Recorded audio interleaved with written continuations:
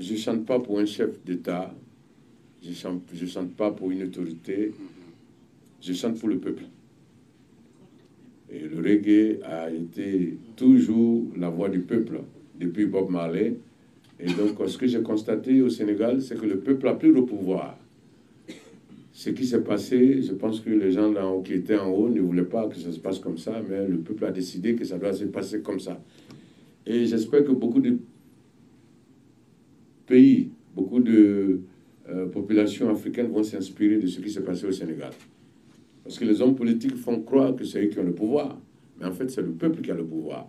Mais diviser, ce pouvoir est faible. Et donc, et le Sénégal a une force. Le Sénégal a une chance, une force, je veux dire. C'est le fait que pratiquement tout le monde parle Wolof.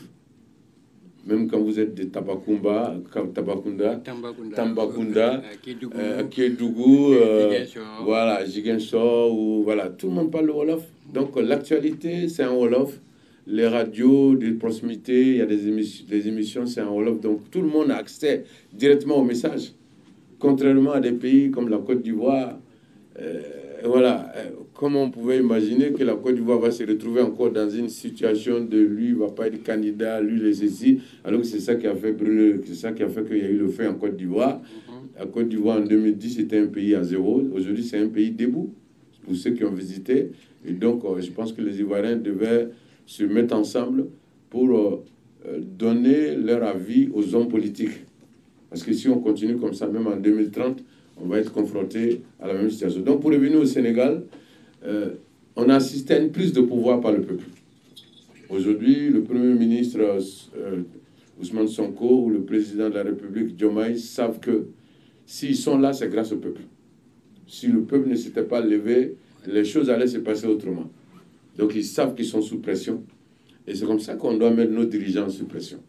Quand on est divisé, le dirigeant il s'est dit, bon, de toute façon, mon parti est avec moi, voilà, on finance des meetings, voilà. J'ai été impressionné, et la dernière fois, je ne connais pas les détails, mais le meeting payant, un meeting des militants qui payent pour contribuer, je ne sais pas trop, je ne connais pas les détails, hein, mais l'image que j'ai eue, c'est que les gens, ils avaient envie que les choses se passent comme ça.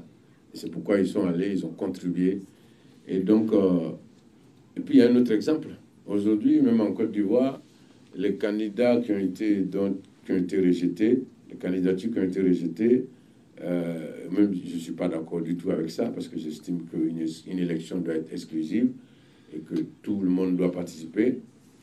Mais pour éviter de mettre le feu au pays, ben, Sonko, c'est un exemple. Sonko aurait pu dire, si je ne suis pas candidat, on brûle le pays. Et on allait encore faire des victimes, puisqu'il y a eu des victimes pour qu'il y ait déjà voilà, le combat qu'il a mené, il y a eu des morts, etc. Et il aurait pu dire, bon, écoutez, si je ne suis pas candidat, on brûle le pays. Mais il a fait les choses autrement. Et donc, pour moi, comme je l'ai dit dans une interview un jour, le Sénégal est aujourd'hui un laboratoire pour toute l'Afrique. Il faut suivre l'exemple. Il faut savoir que c'est le peuple qui a le pouvoir.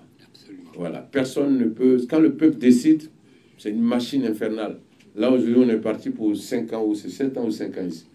5 ans.